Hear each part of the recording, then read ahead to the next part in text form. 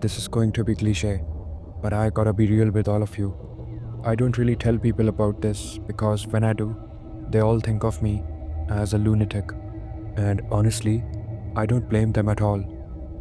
Back in September of 2014, me and my friend were coming back from San Diego.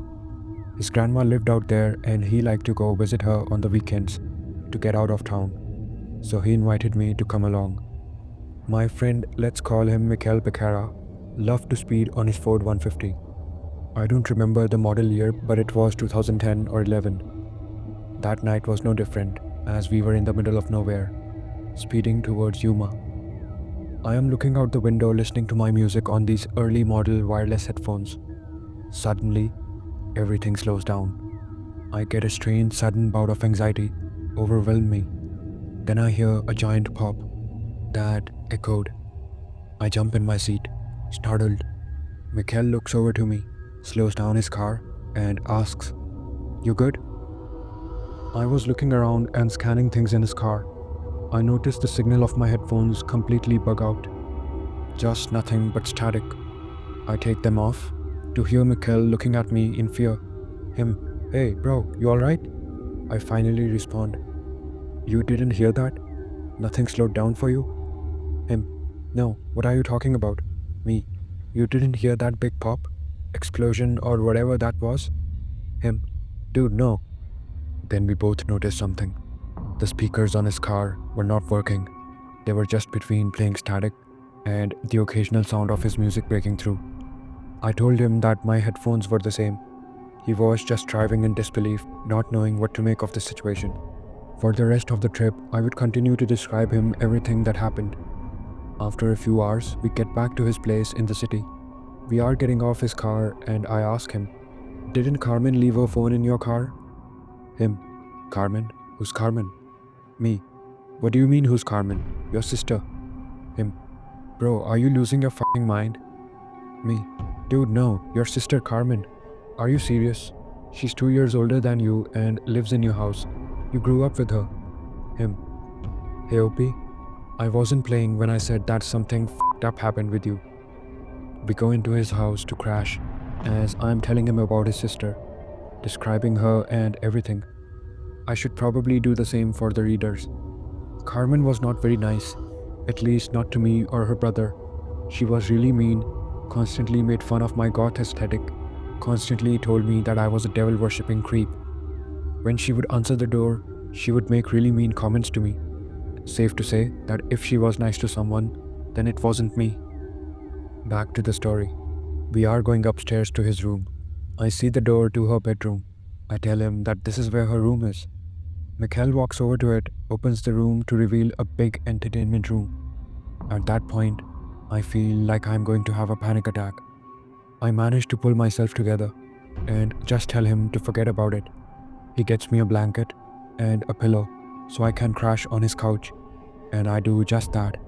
I was pretty exhausted at that point. It was 3 a.m. after all. In the morning, I join him and his family for breakfast. He starts telling them about Carmen. His dad is like, "You've been smoking too much grass, Opie. You think he's got a sister." But his mom is taking what he said a bit more seriously. When she gets the chance to speak, she looks up to her husband and says, "You don't remember what we were going to name our first child, if it was a girl?" Then the dad goes completely silent. He looks at me and asks, "Wait, what is? Yeah, what did you say happened?" And at that point, I get a rush of anxiety again, and I tell him, "I don't know. I have no fucking clue what is happening." Then his mother says, "Opie, I think something unexplainable happened last night." She then begins to explain.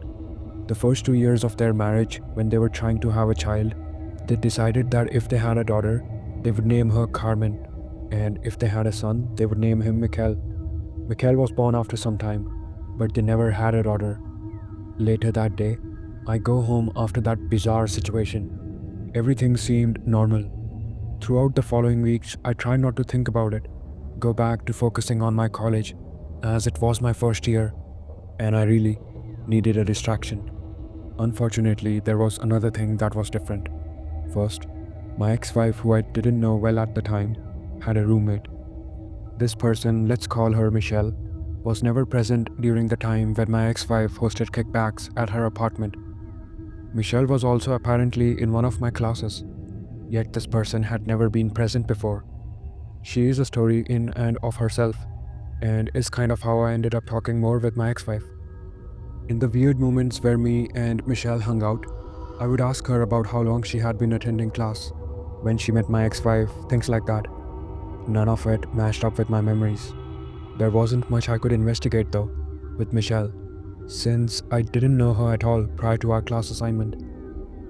This whole experience made me obsessed with Carmen again. I started remembering things about her. One thing I remembered was her friend. Let's call her Kara. I reached out to her on Facebook.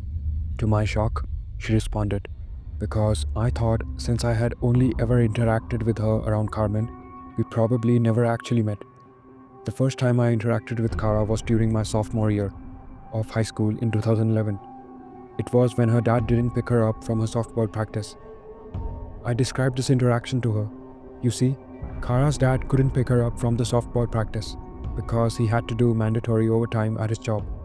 She hitched a ride with Carmen that day, who brought Kara back to her house, where I was hanging out with her brother Mikhail.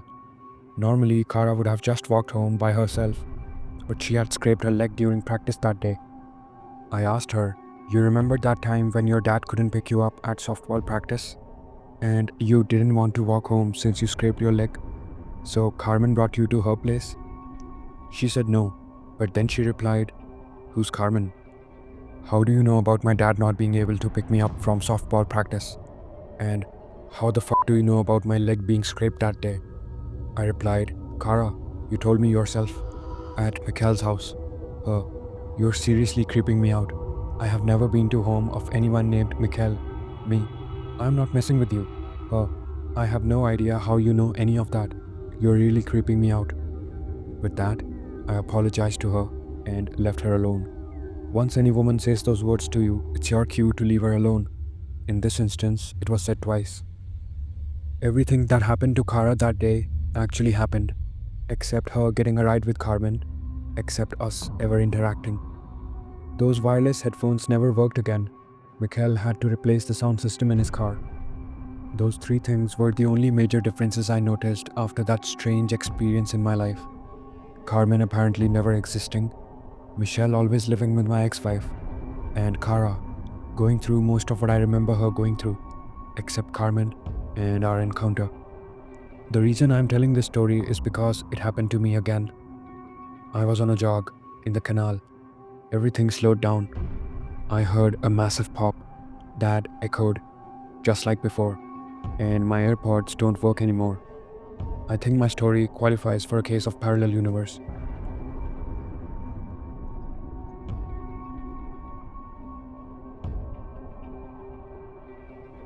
I think I died as a kid. I, 24 female, know that I'm going to seem crazy, but one of my earliest memories is of my murder. I'll explain the experience first. I was very young, only 5 or 6 years old, when I was going about my normal day. I attended school, rode the bus on my way back, entered my home, and walked into the bathroom to change for gymnastics practice. Nothing was out of the ordinary. The bathroom had a door separating the shower and toilet from the sink.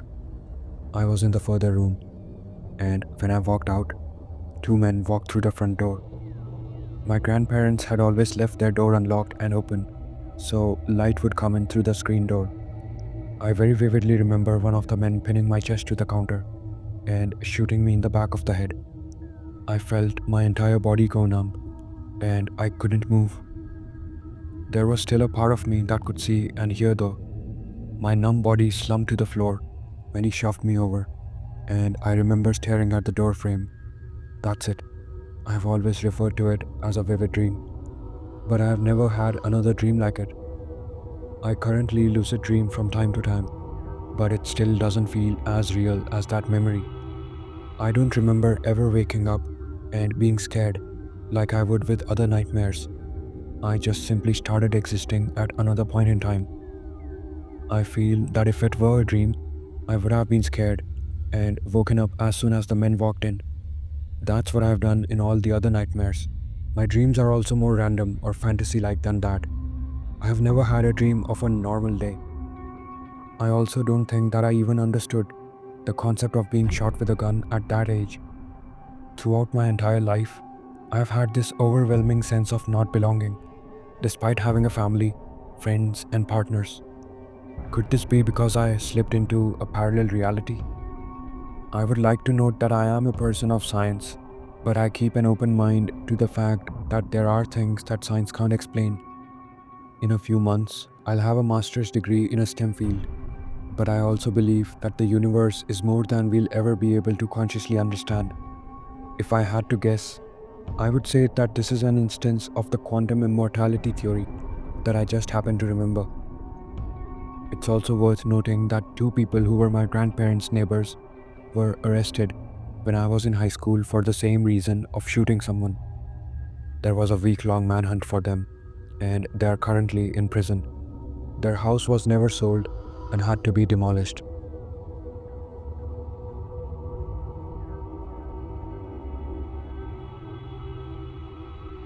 I don't know how to start this.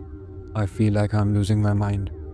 I am seriously considering checking myself into a psych ward because honestly, I think something impossible has happened.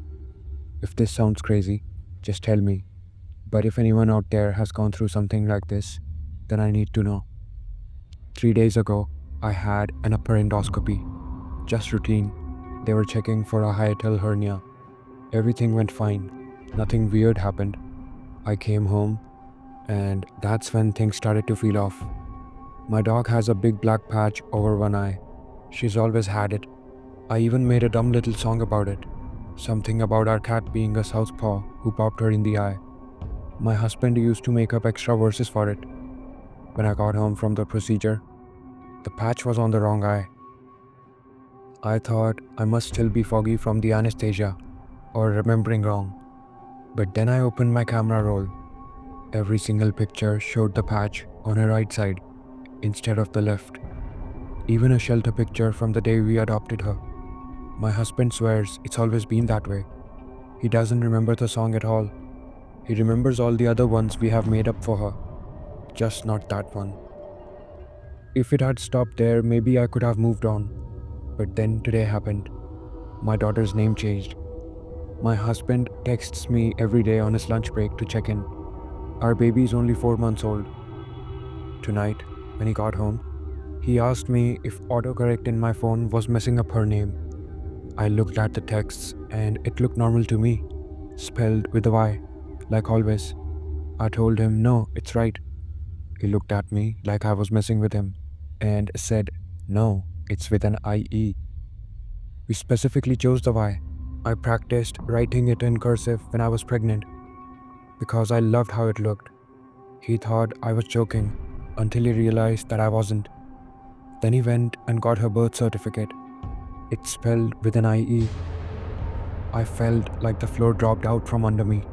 I had a panic attack right there. Everywhere I check, photos, texts, paperwork, everything matches his version, not mine. Either I'm losing my mind, or I woke up from that procedure in another version of reality. What keeps me up at night is the thought that maybe somewhere out there, another version of me is home right now, with my baby and my husband, and she doesn't even know that I'm gone. I really hope this is some kind of psychotic break, something they can fix with meds, because I can't handle the idea that I'm not with my real baby. Update, November 7. I have an appointment with my doctor scheduled for later today, and I still fully intend to go. However, something has been discovered that confirms that this is real, on some physical level at least, and not a psychotic break. This morning, I was getting in the shower. My husband wandered in to brush his teeth when I dropped my towel. He was extremely confused and asked me when on earth I had the time to get a tattoo on my side and why I hadn't mentioned it to him. I got this rose tattooed on my side when I was 19 years old. I'm 30 now. It's very clearly an aged tattoo, not fresh.